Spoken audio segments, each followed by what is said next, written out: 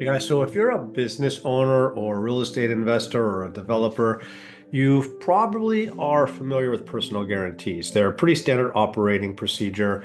What also is pretty standard is the business going under or mistiming the market, and then calling an attorney like me asking, hey, how can I get out of this personal guarantee and what can you do for me? Just essentially asking me to perform a miracle. Now, most entrepreneurs sign personal guarantees thinking, it's fine, I'm confident in the deal, I know what I'm doing, the numbers are sound, until they're not. But here's the truth. A personal guarantee doesn't put your business on the hook. It puts you on the hook, personally and fully. And asset protection does not erase that liability. What it does is it changes whether a creditor can collect on you or not. That difference is the line between losing everything and negotiating from a position of strength. So one lawsuit or one failed business, one market mistiming can quickly destroy everything you built. So today we're breaking down what a personal guarantee actually does and what you can protect, more importantly, what you can't protect, and the lies gurus are selling online that get people in trouble. So let's just jump into it. When you sign a personal guarantee, liability attaches the moment you put signature on the paper, as soon as ink goes on paper. If the loan defaults, the lender can pursue you individually, regardless of your ownership percentage, who made the decisions, or whether the business failed through no fault of your own. Liability equals you owe the debt personally. But collection is different. Collectability depends on how your assets are owned and structured at the time of enforcement. So if assets are held personally in your personal name, bank accounts can be levied, investment accounts can be seized, income garnished, real estate lien. If assets are held inside a layered asset protection structure like LLCs, limited partnerships, management companies, asset protection hybrid trusts like the bridge trust, collectability shifts from seized assets to wait for distributions, litigate across jurisdictions, spend a lot of money to maybe collect something or nothing. So yes, you still owe the debt, you just don't sacrifice your life savings to pay it. Now, before we go deeper, we need to address something that's misleading a lot of people. Online promoters, credit funding gurus, offshore trust marketers, and these sovereignty law influencers are selling myths about personal guarantees that simply do not stand up in court. And here are the biggest one. Myth number one, you can remove a personal guarantee after signing it. You'll see these ads for personal guarantee removal services, erase personal guarantees, loopholes to avoid the contract. The reality is that there is no retroactive legal mechanism to erase a signed personal guarantee. The only way out is lender release, refinance, or negotiated restructures. Anything else is just fraud. Myth number two, just move your assets offshore and the guarantee becomes unenforceable. Promoters imply that once assets are in like Belize, the Cook Islands, Nevis, etc., the personal guarantee just poof disappears like a bad first date. The reality is that offshore structuring affects collection, not liability. If you move assets after distress or when you're insolvent, you're inviting fraudulent transfer litigations. Myth number three, LLCs and trusts block personal guarantees. You hear this ad nauseum, just put everything in a Wyoming LLC and you're protected. No, you're not. You can, listen to my LLC myth busting video on this, but LLCs protect the business from its liabilities. A personal guarantee bypasses that because you voluntarily agreed to be personally liable. This is not a traditional creditor now. Myth number four, build business credit and you won't need personal guarantees. You hear these, credit course claims that get $250,000 in funding with no personal guarantee for a brand new LLC.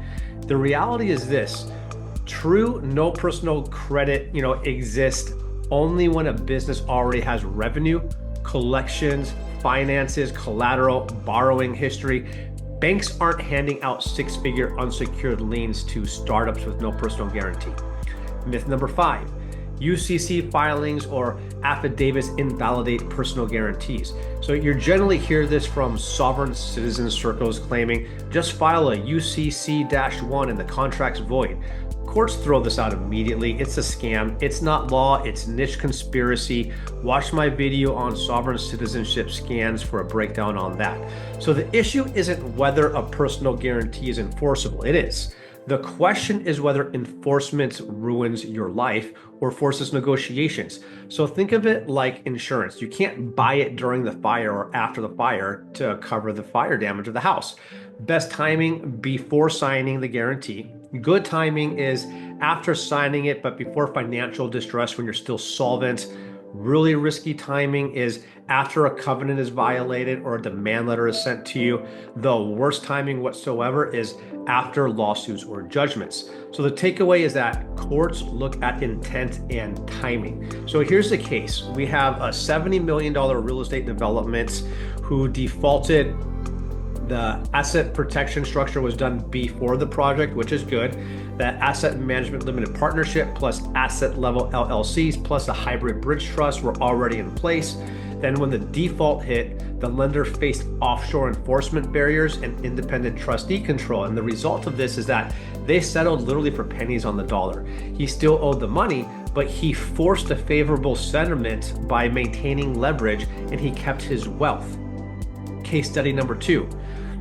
Here's a second case here where there's a 30% minority investor. The business failed. The majority partner had no assets.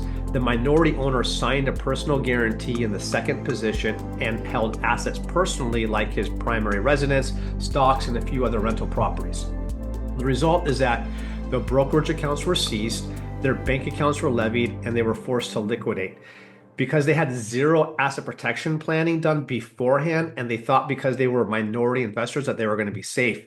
Ownership and lack of control didn't matter. The personal guarantee doesn't care. His signature mattered.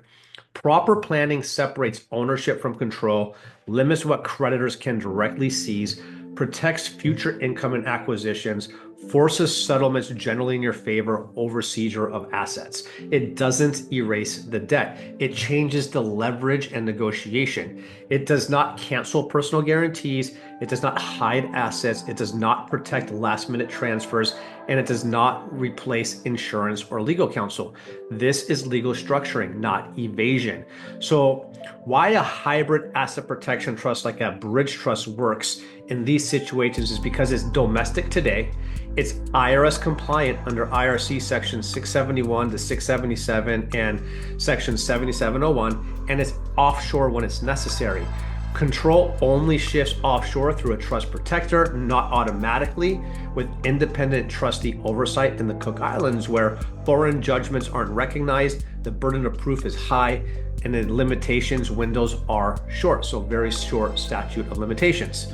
So it's that have your cake and eat it too protection. It's domestic when safe, and it's offshore when a threat comes. So signing a personal guarantee is a vote of confidence in your business, but it shouldn't be consent to financially destruction and destroy you. Banks take risk using your name, not theirs. So you have every right to protect your family from total loss. A personal guarantee creates liability. Your asset protection legal structure determines collectability.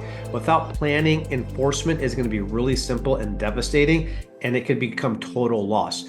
With proper planning in place beforehand, lenders negotiate. So if you want a structure built before there's a problem, schedule a legal consultation with an asset protection attorney. And remember, you don't rise to the level of your income, you fall to the level of your legal structure.